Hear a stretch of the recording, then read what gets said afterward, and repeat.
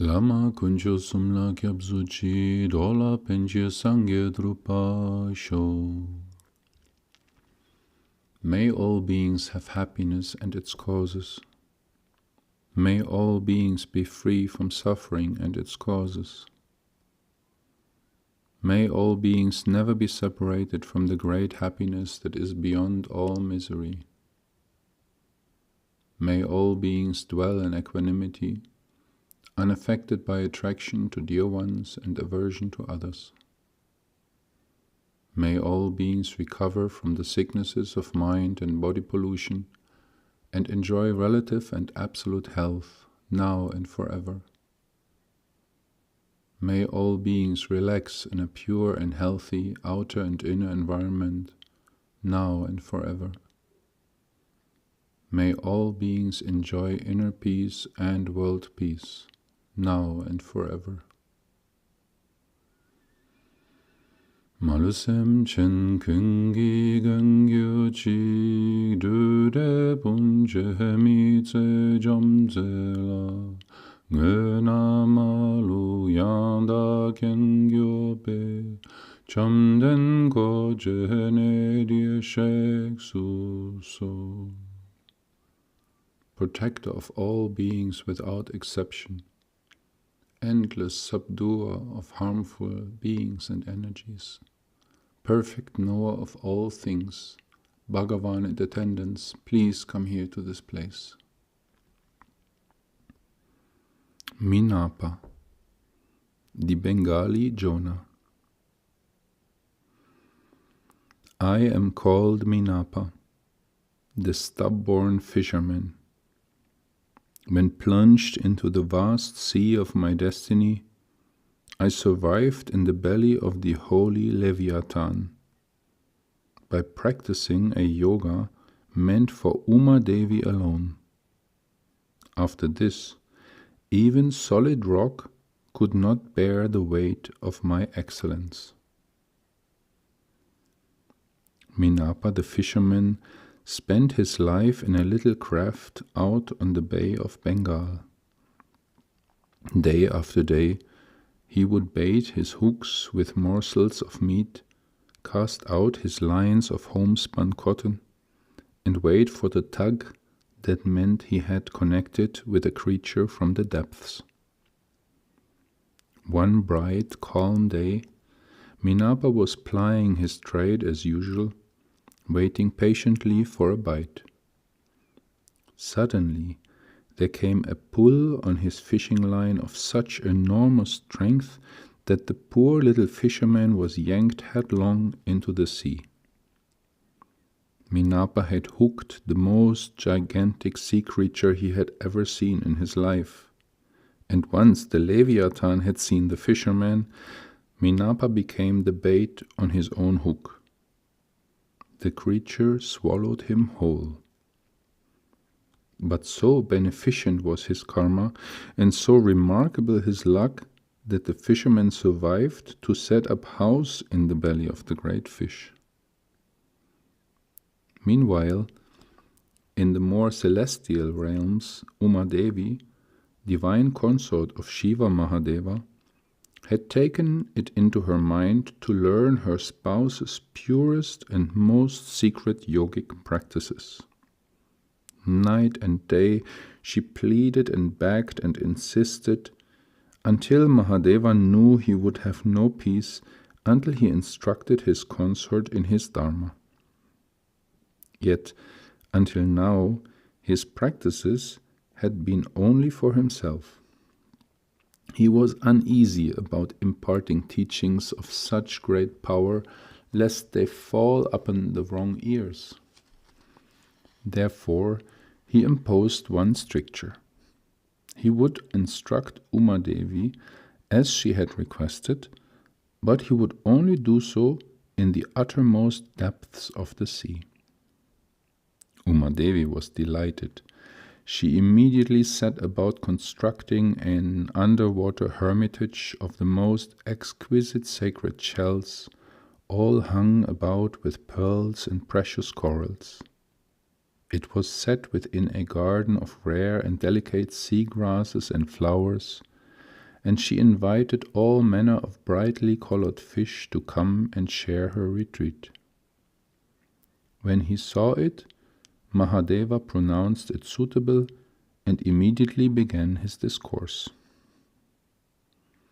Drawn by the amazing numbers of tempting fish, the Leviathan also took up residence in the neighborhood, and the deep and ringing tones of Mahadeva's precious words passed easily through the shell walls of the dwelling and through the flesh walls of the great fish. Unknown to Mahadeva, he acquired a rapt and faithful pupil. Unfortunately, the same could not be said for Umadevi herself. Once she had gotten her way, the gentle movements of the undersea currents and the hypnotic waving of the long sea grasses made her drowsy. Before long, she nodded off. When Mahadeva asked her if she was listening, it was actually Minapa who replied, "Of course." When Mahadeva reached the end of his instruction, the silence woke Umadevi. To cover her lapse, she said, "This is fascinating, my lord. Please continue." "I just this moment informed you that I had finished," he said sharply. "Perhaps I just dozed off for a moment or two," she admitted sheepishly. "Then who answered, 'Of course,' when I asked if you were paying attention?" "I did," came a small voice from out of the deeps. With his magical gift for seeing through all things, Mahadeva soon spied Minapa in the belly of the great fish. "Aha!" he cried. "Now I see who my true disciple is. It is to the fish dweller that I will give initiation, and not to you, my dear." Whereupon Minapa took the vow, and, without ever leaving the belly of the great spirited fish, began a 12-year sadhana. At the close of this period, the Leviathan fell prey to the nets of an enterprising fisherman from Sri Tapari.